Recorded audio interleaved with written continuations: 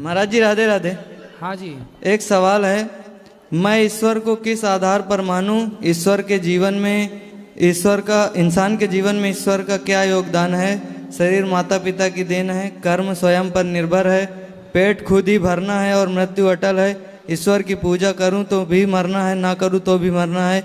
मेरी इच्छा मुझे ही करना है, मरने के बाद। एक से पूछो, एक एक से उत्तर देते महाराज जी, जैसे आपने कहा एक एक लाइन का, जैसे आपने कहा कि माता पिता की शरीर माता पिता की देन है, यही तो था पहले। सबसे पहली लाइन पढ़ो सर। एक डॉक्टर साहब हमारे यहाँ, उनका सवाल है, मुझे तो कोई बात नहीं, जिनका भी एक एक लाइन पढ़ो, एक एक उत्तर देता चलो। पहली लाइन पढ़ो। मैं ईश्वर को किस आधार पर मानूं? पहला रुक जा। मैं ईश्वर को किस आधार पर मानूं? एक प्रश्न ये है, मैं ईश्वर को किस आधार पर मानूं? जी। मैं ईश्वर को इस आधार पर मानूं क्योंकि ये वस्तु है। जी जी। तो इसे बनाने वाला कोई होगा। बिल्कुल। बिना बनाए ये माइक नहीं बना। आपने जो कपड़े पहने हैं वो बिना बनाए तो नहीं बने, किसी दर्जी ने तो बनाया ही होगा। जी बिल्कुल। जब बिना बनाए कपड़ा नहीं बनता, बिना बनाए माइक नहीं बन सकता, बिना बनाए घर नहीं बन सकता, तो फिर बिना बनाए ये सारा संसार कैसे बना है? तो कोई बनाने वाला है, उसका ईश्वर नाम है, उसी का नाम ईश्वर है। जी जी धन्यवाद। दूसरी लाइन क्या थी? इंसान के जीवन में ईश्वर का क्या योगदान है? दूसरी जी। ईश्वर का क्या योगदान है? जी। ईश्वर का योगदान ये है कि ईश्वर चाहते हैं इसलिए किसान खेत में बीज बो देता है। जी जी। पर फसल तो तभी आएगी ना जब भगवान चाहेंगे। बिल्कुल। वरना किसान अपने से उगा ले, फसल अपने से कर ले, भाई सबका पर 100-100 कुंटल निकलना चाहिए, किसी का कम किसी का ज्यादा क्यों निकलता? जी बिल्कुल। दूसरा, शरीर माता पिता की देन है, कर्म स्वयं पर निर्भर है। शरीर माता पिता की देन यदि है तो फिर कोई बेटा लंगड़ा होता है, कोई अंधा होता है। यदि माता पिता की देन है तो कोई माता पिता थोड़ी चाहेंगे कि हमारा बेटा लंगड़ा और अंधा हो। जी बिल्कुल। फिर अंधा लंगड़ा क्यों होता है? इसका मतलब माता पिता अपना एक कर्म करते हैं। स्त्री माँ के गर्भ में 9 महीना बच्चा रहता है, लेकिन शरीर माता पिता की देन तो है। यदि माँ बाप की पूरी देन मान लो आप, तो कोई बच्चा अंधा क्यों होता है? फिर माँ क्यों नहीं उसकी आंखें लगा देती? फिर कोई लंगड़ा क्यों होता है? माँ क्यों नहीं उसके पांव लगा देती? मतलब कोई है जो माँ के पेट में बैठकर भी आपकी और हमारी रचना कर रहा है, वो परमात्मा है जो सबके भीतर बैठा है। जी जी। पेट खुद ही भरना है और मृत्यु अटल है, तो ईश्वर की पूजा क्यों करूं? पेट खुद ही भरना है तो ईश्वर की पूजा क्यों करूं? जब पेट खुद ही भरना है तो ईश्वर की पूजा क्यों करें? जी भाई ये बताओ, जब आप अपनी माँ के पेट में थे जी, तब कौन आपका दादा खाने देता था आपको? नहीं, भगवान देते थे। फिर डॉक्टर जब आप अपने माँ के पेट में थे तब 9 महीने किसने खाना दिया? भगवान ने। ना माँ ने दिया ना बाप ने दिया तब तो भगवान ही ना पेट भरते थे। और जैसे ही बच्चा बाहर आया तो माँ के आंचल में दूध की व्यवस्था किसने की थी? भगवान ने। फिर जी, इसलिए पालनहार भगवान है जी। और सर एक सवाल और है, मृच्छिला धातुर्वादी मोतीश्वरम बुद्धया क्लिश्यंतति पासा मूढ़ा पराशांति न यान्ति ते। सर ये इसमें इन्होंने लिखा है कि मूर्ख लोग ईश्वर की पूजा करते हैं, जो ज्ञानी होते हैं वो मूर्ति की पूजा नहीं करते। तो ज्ञानी किसकी पूजा करते हैं? बस सर इसमें यही लिखा है, इसमें लिखा है कि मूर्ख लोग मिट्टी, पत्थर, धातु और लकड़ी की मूर्तियों को ईश्वर मानते हैं, इनको कभी भी शांति की प्राप्ति नहीं होती। तो फिर विद्वान किसकी पूजा करते हैं? उनके अनुसार कौन किसकी पूजा करते हैं? फिर वो किसकी पूजा करते हैं?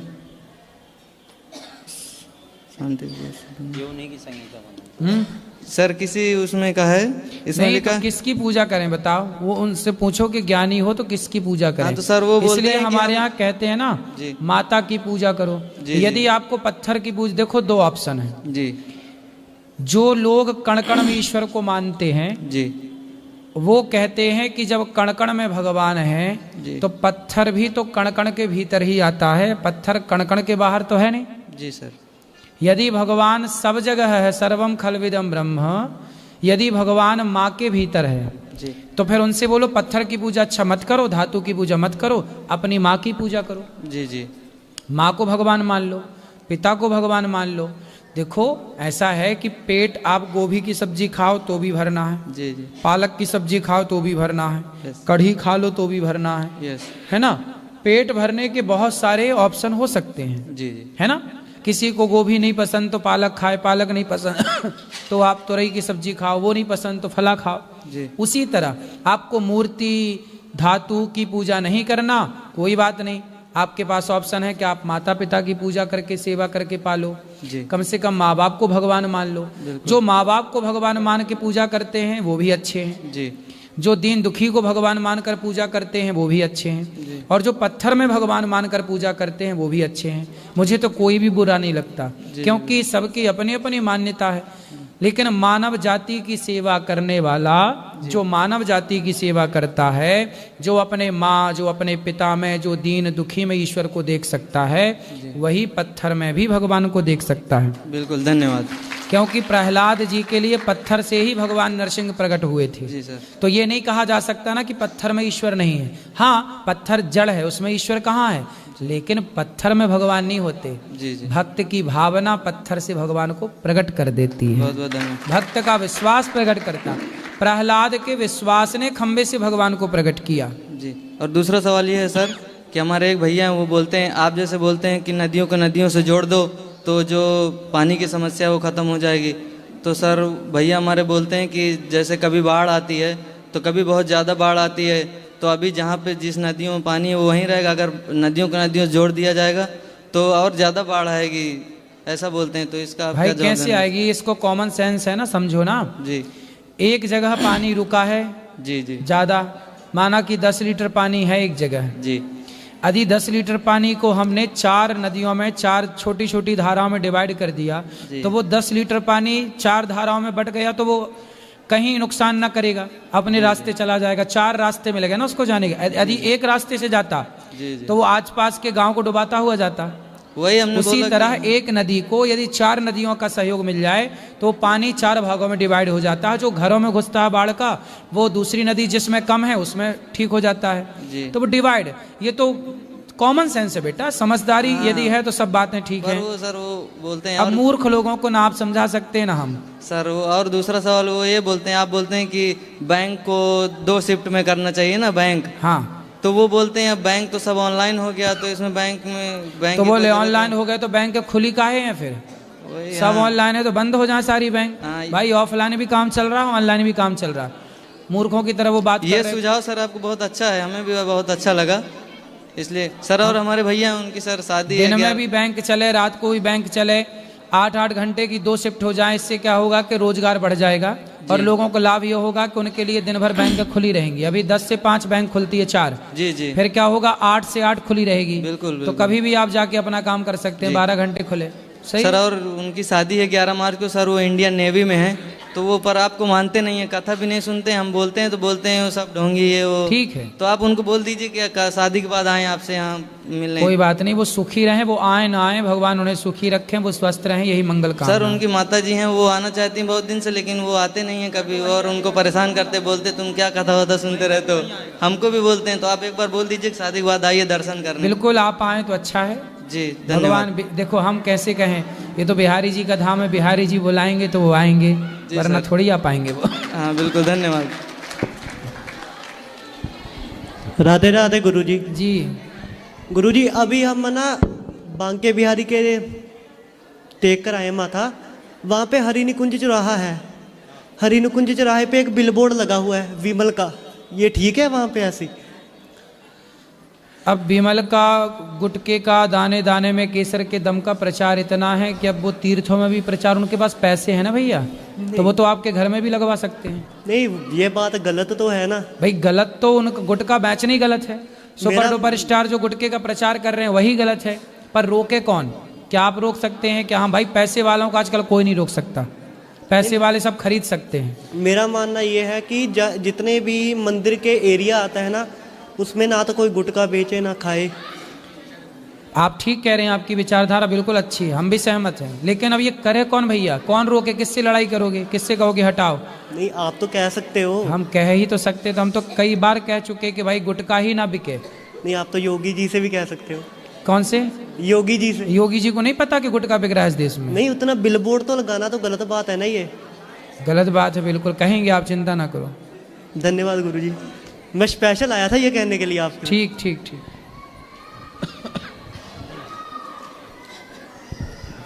गुरुजी राधे राधे।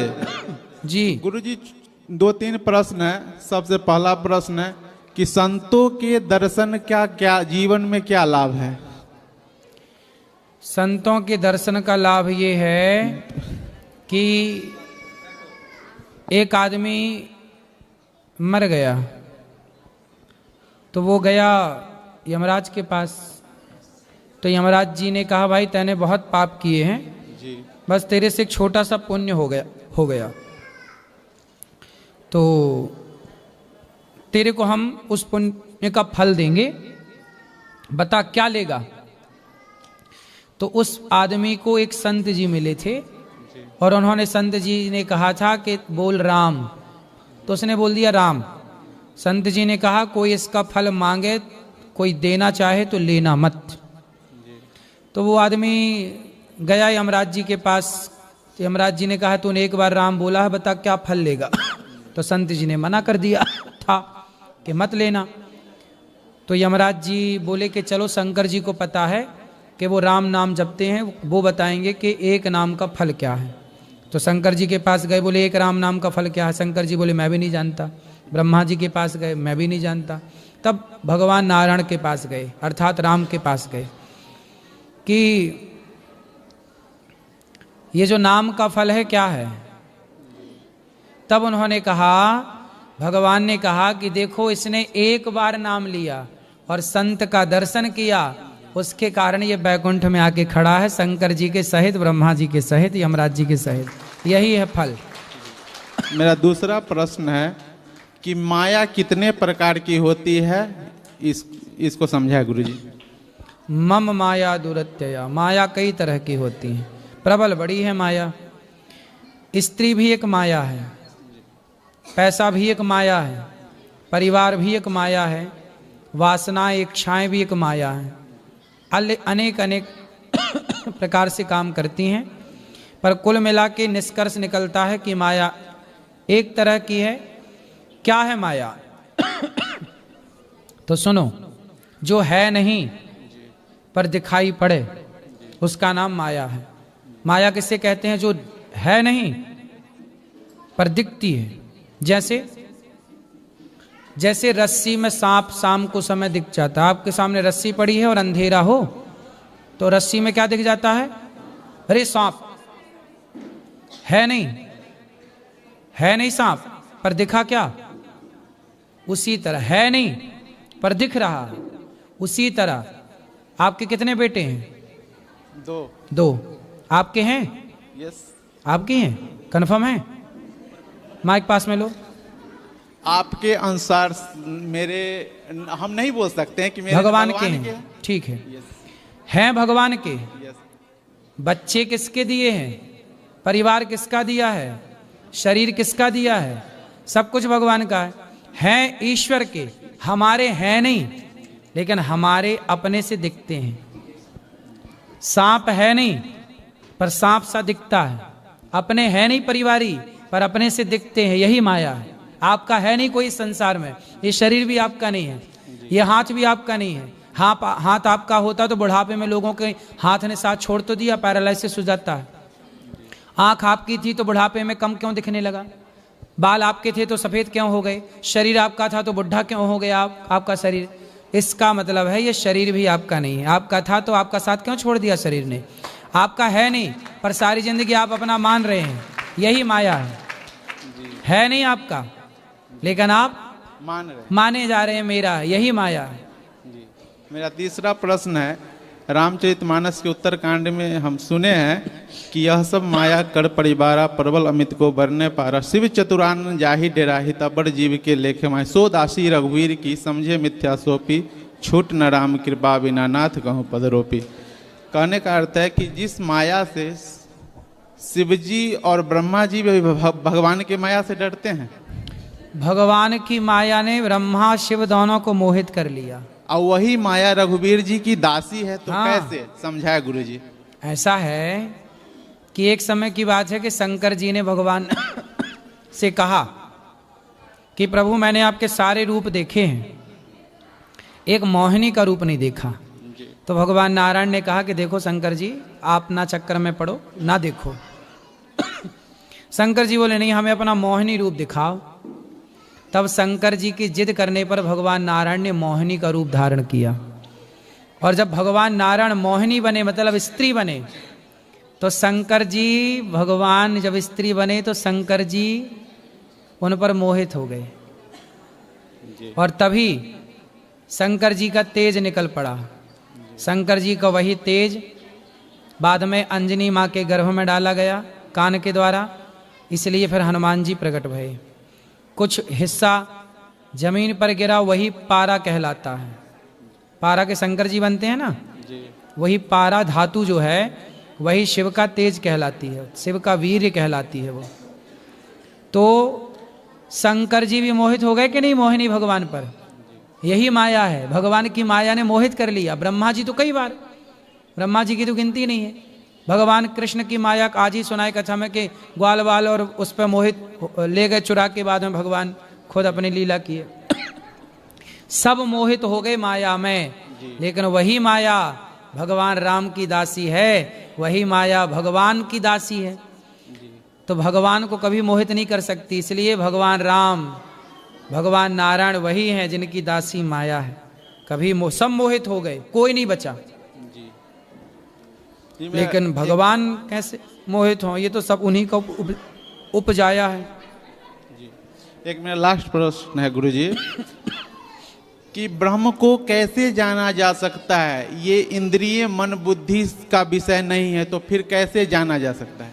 नेति नेति कह के वेद चुप हो जाते हैं। भगवान को जाना तो नहीं जा सकता, पर सोई जाने जे देहु जनाई, जानत तुम ही हुई जाई। यदि भगवान जनाना चाहें, जैसे अर्जुन को भगवान ने अपना विराट रूप जब दिखाया तो अर्जुन की आंखें बंद हो गईं, क्योंकि कोटि सूर्य समप्रभा, जिन परमात्मा में करोड़ों सूर्य का प्रकाश हो, उन्हें इन आंखों से कैसे देखा जाएगा? तब भगवान ने अर्जुन को दिव्य दृष्टि दी कि तुम मुझे देख पाओ। तो भगवान जिस दिन अपने आप को दिखाना चाहेंगे, उस दिन भगवान दिखाने की सामर्थ्य स्वयं देंगे, पावर देंगे। वरना इस चर्म चक्षुओं से भगवान की माया और भगवान को नहीं देखा जा सकता। तो भगवान जब कृपा करें तो उनकी कृपा से ही उनको जाना जा सकता है, उनकी कृपा से ही उनको पहचाना जा सकता है। वरना हमारे जप तप भक्ति में इतना बल नहीं कि हम भगवान को जान सकें, हम भगवान को पहचान सकें। दुर्योधन तो सामने खड़ा था, कहाँ पहचान पाया कि ये भगवान है? रावण सामने खड़ा था, कहाँ पहचान पाया कि ये भगवान है? तो रावण जैसा ज्ञानी नहीं पहचान पाया राम को, लड़ता रहा। एक बार कह देता प्रभु मैं आपका हूं, भगवान गले लगा लेते। रावण जैसा ज्ञानी नहीं पहचान पाया, दुर्योधन जैसे ज्ञानी नहीं, दुर्योधन भी पढ़ा लिखा था, ज्ञानी था, वो भी नहीं पहचान पाया। तो भला सोचो, ब्रह्मा नहीं मुह्यंत यत् सूर्या, ब्रह्मा नहीं पहचान पाए। इंद्र ने मूसलाधार पानी बरसाया, जी आप ही आज ही कथा में बोले हैं ये तो इंद्र नहीं पहचान पाया। तो भगवान को वही जान सकता है भैया जिसे भगवान स्वयं अपनी कृपा से अपने को जनाना चाहें। जी ठीक, और कोई सवाल? और कोई? एक लास्ट है, बताओ। कि जिसका मृत्यु निश्चित हो जाए, पता चल जाए, तो जल्दी से जल्दी मरने वाले को क्या करना चाहिए? मरने वाले व्यक्ति को क्या करना चाहिए, यही सवाल राजा परीक्षित जी ने सुखदेव भगवान से पूछा था जी कि प्रभु मैं जल्दी मरने वाला हूं। तब भगवान सुखदेव जी ने कहा था, तस्मात् भारत सर्वात्मा भगवान ईश्वरो हरि श्रोतव्य कीर्तितव्यश्च स्मर्तव्यश्चेच्छता भयम। हे परीक्षित, जिसे जल्दी मरना है वो ज़्यादा से ज़्यादा अपने मन को सबसे विषयों से हटाए, चित्त को भगवान के चरणों में, मन को भगवान के चरणों में लगाए, भगवान का स्मरण करे, भगवान का कीर्तन करे, भगवान की कथा सुने। जो भगवान के चरणों में समर्पण हो चुका है जिसका, वही अपनी मृत्यु को सुधार सकता है। सारी इच्छाओं को समाप्त, निष्काम, कोई कामना नहीं हो, केवल एक भगवान रह जाएं और एक आप, और फिर दोनों मिलके एक हो जाएं। जब मैं था तब हरि नहीं, अब हरि है मैं नाए, प्रेम गली यति सांकरी जामे दो न समाए। अपने को मिटा देना, जब वो स्थिति आ जाए कि हम अपने को भूल गए, केवल याद कौन? कृष्ण, भगवान याद है, बस वही स्थिति को पाना है मरने वाले व्यक्ति को। धन्यवाद गुरु जी। राधे राधे।